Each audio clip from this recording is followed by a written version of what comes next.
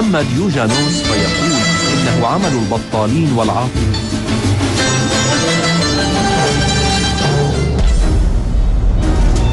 Sosok yang satu ini telah mengabdikan dirinya pada keahlian yang dimilikinya. Bakat dan kesenangannya pada dunia kedokteran membuat dirinya terus mengasah diri, tekun belajar tanpa panduan seorang guru ataupun pembimbing yang mengarahkannya. Berkat keahlian dan karya-karyanya, ia kemudian dijuluki sebagai bapak kedokteran modern. Dialah Ibnu Sina.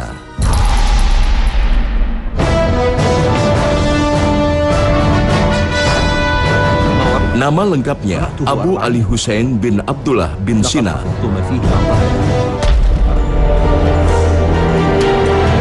Lahir pada tahun 370 Hijriah di sebuah wilayah dekat Bukhara, Uzbekistan.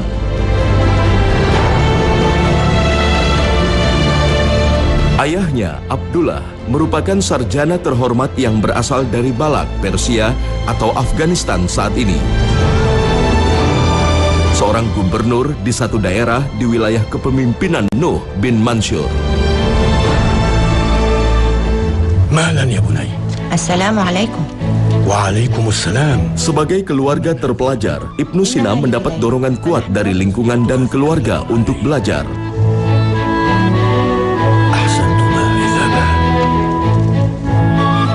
Usia sekolah dasar, Ibnu Sina seperti halnya anak-anak sebayanya belajar di sekolah atau yang kala itu disebut kutab atau sekolah dasar. Tradisi kutab atau sekolah dasar kala itu yang memfokuskan pada hafalan Al-Quran dan dasar-dasar ilmu agama menjadi bekal yang sangat mahal bagi Ibnu Sina. Maka di usianya yang masih dini, Ibnu Sina yang masih berumur 10 tahun sudah hafal Al-Quran. Kemudian dia terus belajar dengan gurunya, belajar ilmu Islam, hadis, fikih, dan seterusnya sebagaimana lazimnya standar di ilmu Islam. Dan selalu begitu, selalu begitu. Bagi dunia pendidikan yang menyatakan ingin mengembalikan pendidikan Islam, bagi keluarga yang ingin anak-anaknya hadir tumbuh dalam pendidikan yang Islami, bagi negara yang ingin mengubah negerinya, menghasilkan SDM-SDM yang unggul dan Islami, maka beginilah kurikulumnya. Dia tidak dimulai dengan berbagai macam ilmu-ilmu yang memang tidak berhubungan dan itu dengan kebesaran dia di kemudian hari. Dia diajari di awal tentang ilmu agamanya, Qur'annya, ilmu-ilmu agamanya dalam batas yang paling standar. Karena ini nanti akan mengurangi keluhan kita terhadap diri kita hari ini. Kalau hari ini kita banyak yang mengeluh, kita mengeluh bahwa kita tidak memiliki pemahaman Islam yang cukup. Kalau kita diminta belajar hari ini, kita akan beralasan kita sangat sibuk. Karena memang kita tidak punya waktu. Kesibukan kita yang luar biasa itu membuat kita susah untuk menyisihkan waktu. Maka ini solusinya. Maka berikanlah pelajaran Islam yang standar, yang sangat cukup sejak usia awal sebelum ada kesibukan. Setelah menyelesaikan pendidikannya di Kutab, sang ayah yang menginginkan pendidikan terbaik bagi anaknya membawa Ibnu Sina pada orang yang dikaguminya, yakni Abu Abdillah An-Naili, seorang ahli filsafat pada masanya.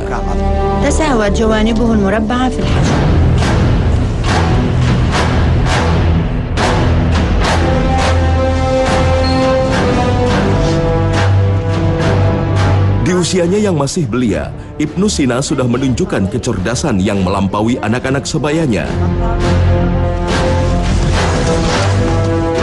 Inilah kelak yang membuat dirinya memiliki kecenderungan filsafat yang sangat dalam. Di sini kita akan belajar mengapa kemudian nanti Ibnu Sina memiliki beberapa pemikiran yang memang sesat. Yang pemikiran ini dinyatakan sesat oleh para ulama. Dan di antara pemikiran, supaya kita tahu bahwa pemikiran ini sebenarnya banyak dipengaruhi oleh Ismailiyah dan oleh filsafat Yunani yang dipelajarinya. Umpamanya Ibnu Sina mengatakan bahwa alam ini, semesta ini azali. Azali itu artinya adalah dia bukan makhluk, bukan diciptakan baru, dari sejak dahulu sudah ada. Ini tidak benar, karena Allah berfirman tentang Quran, tentang semesta ini, tentang langit, bumi dan seisinya itu ada diciptakan. bukan barang yang ada sejak dahulu. Dia mengingkari bahwa fisik manusia tidak mungkin dibangkitkan, tidak mungkin dihidupkan kembali. Kalaupun ruh dibangkitkan, tapi tidak fisik dibangkitkan. Dia juga mengatakan bahwa Allah Subhanahu wa Ta'ala tidak mengetahui hal yang detail, yang kecil-kecil. Allah hanya mengetahui yang umum, tapi kejadian detail harian Allah tidak tahu itu. Pada Allah Subhanahu wa Ta'ala adalah Allah yang menyebut sebagai Maha Mengetahui. Bahkan tidak ada satupun daun yang jatuh hari ini kecuali pasti ada catatannya di sisi Allah Subhanahu wa Ta'ala. Sekecil itu Allah Maha tahu. Disinilah sumber masalahnya. Dan di sini justru pelajaran buat kita bahwa anak sekecil itu belajar ilmu filsafat. Karena memang kenapa ayahnya menghadirkan ke sana? Karena memang kecenderungan Ismailiyah dan suka dengan filsafat itu, maka itu yang membuat anaknya didorong untuk belajar filsafat. Maka Ibnu Sina sendiri yang mengatakan bahwa saya ini belajar dengan menggunakan guru, jadi saya hanya dua ilmu. Satu ilmu agama yang dipelajari sebelumnya, dan ilmu filsafat. Karena sisanya dia pelajari dengan otodidak, hanya dengan membaca tanpa guru. Memang Allah SWT memberikan kecerdasan yang sangat besar, kejeniusan kepada seorang Ibnu Sina.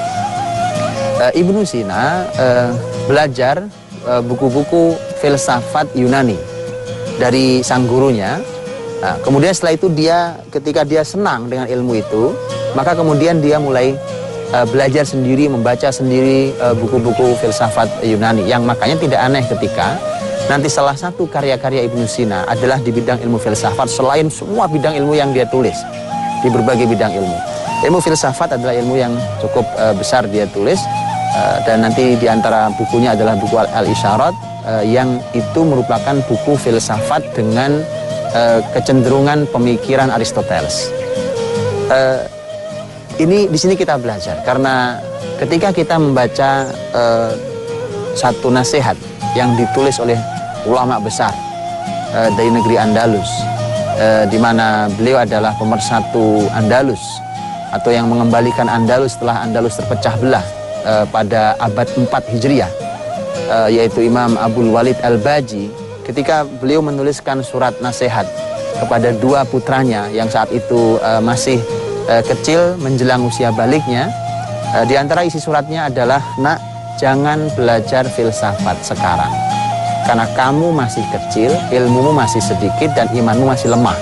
Nanti ketika imanmu sudah kuat, ilmumu sudah banyak, belajarlah filsafat, karena dia akan jatuh sendiri di matamu, ilmu itu." Artinya inilah cara pembelajaran yang benar, bukan sekarang. Hari ini ilmu filsafat silahkan dipelajari, tapi bagi orang yang menurut Imam Abdul Walid Al-Baji, bagi orang yang ilmunya telah cukup untuk berpikir, menganalisa, dan bagi orang yang memiliki iman yang kuat.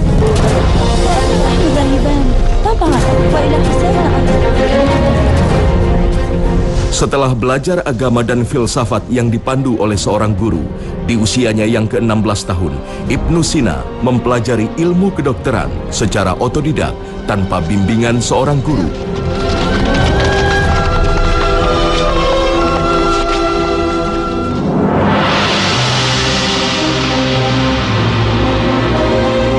Berkat kecerdasan dan bakatnya, Ibnu Sina tak hanya menguasai teori, Ibnu Sina pun mulai mempraktekkan pada orang-orang yang sakit.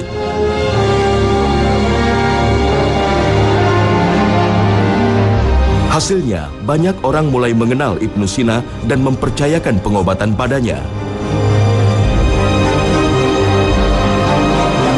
Lambat laun, Ibnu Sina semakin dikenal masyarakat.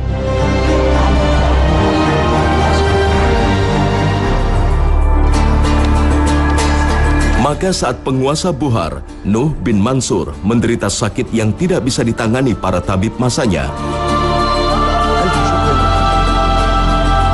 Assalamualaikum. Ibnu Sina dipanggil. Berkat kecerdasan dan ketelitiannya, pasiennya sembuh. Ini terjadi saat Ibnu Sina berusia 17 tahun. Sebagai balasan, raja pun meminta Ibnu Sina menetap di istana. Syukran.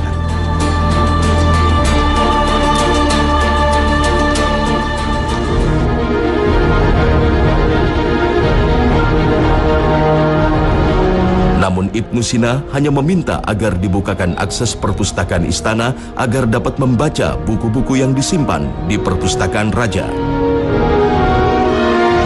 Seluruh buku yang tersimpan di perpustakaan berhasil dikuasainya.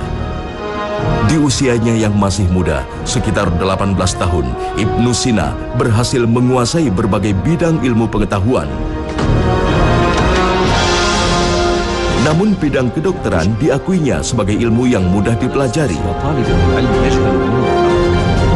Di usia itu jugalah Ibnu Sina telah berhasil menguasai pendidikan di semua bidang ilmu.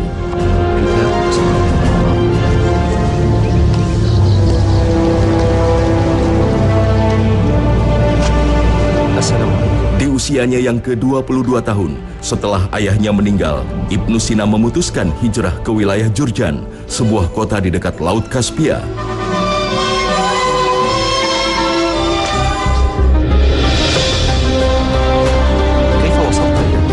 Di sana ia mulai menulis buku yang menjadi karya besarnya, yakni Qanun fit Tibb atau aturan di dalam kedokteran. Di samping kesibukannya mendalami ilmu dan menciptakan karya, Ibnu Sina terus berperan aktif di dalam aksi sosial. Ilmu-ilmu kedokteran dan farmasi yang telah ia kuasai, terus ia aplikasikan pada siapa saja yang datang padanya untuk meminta pengobatan. Sikapnya begitu baik terhadap pasien-pasien yang berobat padanya. Namun yang paling mengagumkan, tidak sedikit pun Ibnu Sina memungut bayaran atas pengobatan yang ia berikan. Semua ia lakukan secara sukarela sebagai bentuk aksi kepedulian sosial pada masyarakatnya. Dunia pendidikan dan dunia pengobatan adalah dunia sosial. Untuk itu Ibnu Sina mengobati pasien gratis. Dia gratiskan itu. Dan disinilah kemudian yang seharusnya mulai difikirkan oleh dunia kesehatan hari ini. Bukan dilarang seseorang untuk mengambil upah dari dia bekerja, dari dia berkarya. Tetapi ketika murni sebuah dunia pengobatan yang sangat diperlukan oleh manusia, isi kemanusiaan ini, ketika itu hilang, yang ada adalah murni sebuah industri, maka apa jadinya? Apa jadinya? Betapa sulitnya orang-orang miskin untuk mencari pengobatan. Betapa sering kita mendengar orang-orang yang tidak punya uang ditolak oleh rumah sakit. Betapa kemudian orang meninggal karena tidak tertangani dan kecerobohan. Karena kalau sudah memasuki wilayah industri, belum lagi mafia di dunia pengobatan, yang ada adalah harusnya mulai dikembalikan bahwa ini bicara tentang pengobatan saat manusia sakit, itu sedang dalam keadaan yang cukup guncang. Kemudian dia diguncang lagi dengan pengobatan yang berbiaya sangat tinggi. Prestasi-prestasi yang dimiliki Ibnu Sina membuat ia semakin terkenal. Setelah menetap di Jurjan, Ibnu Sina juga sempat tinggal di Rey, sebuah kota dekat Teheran.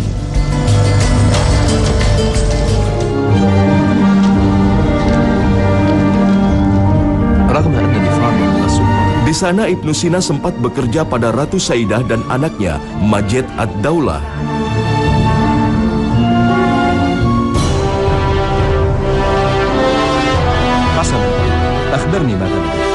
Selanjutnya pemimpin di wilayah Hamadan, sebelah barat Iran, Syamsud Daulah, mengangkat Ibnu Sina menjadi menteri. Ini menjadi awal karirnya di bidang politik.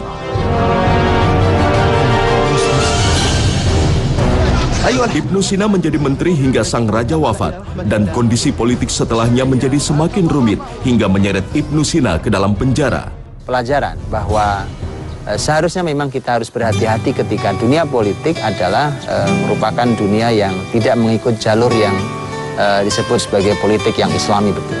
Politik yang oleh para ulama Islam disebut sebagai sebuah upaya untuk mendekatkan masyarakat pada Allah Subhanahu wa Ta'ala. Kalau bukan itu, maka yang ada hanya permusuhan dan permusuhan. Dan yang ada adalah konflik yang terus dimunculkan karena kepentingan. Dan Ibnu Sina salah satu korbannya. Akhirnya ilmu besar seorang ilmuwan seperti Ibnu Sina akhirnya harus menjadi korban dari sebuah dunia politik. Maka ini menjadi peringatan. Kalau kita membaca sejarah ini menjadi peringatan. Berhati-hatilah wahai para ilmuwan, bahwa Anda mulia dengan ilmu Anda.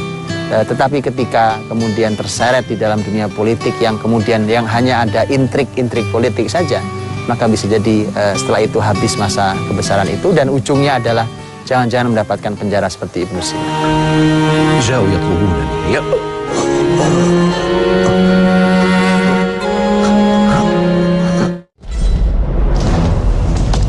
Meski harus mendekam di dalam penjara, tak lantas memadamkan semangat Ibnu Sina dalam berkarya.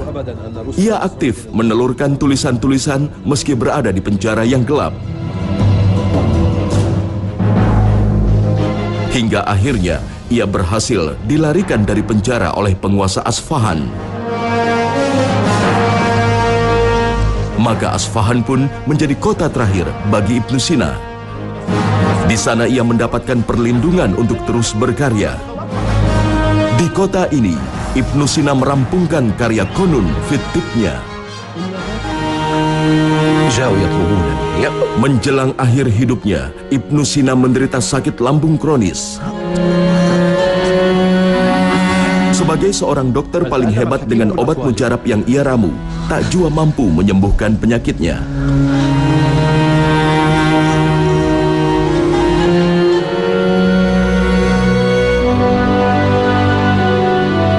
Hingga di tahun 428 Hijriah, Ibnu Sina menghembuskan nafas terakhirnya di usia 58 tahun. Tapi benar kali Nabi Shallallahu Alaihi Wasallam bahwa obat kalau memang tepat dia bisa mengobati dengan izin Allah Subhanahu Wa Taala, menyembuhkan dengan izin Allah Subhanahu Wa Taala. Tetapi sehebat apapun obatnya, asal itu adalah kematian, maka tidak ada obat yang bisa menyembuhkan kematian. Maka sehebat Ibnu Sina sekalipun, dokter paling fenomenal di muka bumi sekalipun, dia tidak bisa menghentikan kematian itu. Bahkan dia sakit dan dia mengerti betul tentang dunia kedokteran, mengerti betul tentang obat. Bahkan dia punya karya-karya di dunia farmasi. Tapi tetap saja, kalau memang ini adalah merupakan hari-hari terakhir hingga dipanggil Allah Subhanahu Wa Taala, maka tidak ada ahli, tidak ada obat yang mampu menyembuhkan. Tapi selama itu belum, selama bukan tua dan selama bukan mati, maka Rasulullah Shallallahu Alaihi Wasallam memberikan sabda beliau, ma anzalallahu da'an illa anzala dawa'an alimahu man alim jahilahu man jahil. Bahwa tidaklah Allah menurunkan penyakit kecuali pasti Allah turunkan obatnya. Yang mengetahui ilmu itu akan tahu, yang tidak tahu ya tidak tahu. Ini artinya bahwa kalau hari ini dunia pengobatan mengatakan bahwa penyakit tertentu tidak ditemukan obatnya atau belum ditemukan obatnya, itu karena memang bukan tidak ada obatnya, tapi belum ditemukan obatnya. Hanya 58 tahun Ibnu Sina hidup, namun karyanya begitu bermanfaat besar bagi kemaslahatan umat.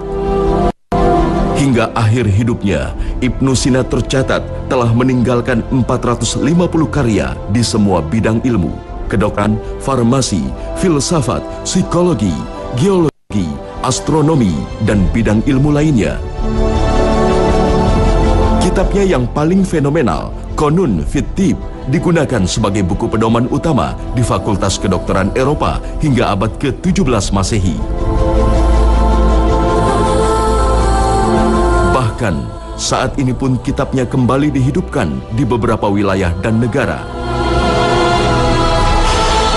Sang bapak pengobatan modern berhasil membesarkan ilmu pengetahuan dan mengenalkan Islam di mata dunia.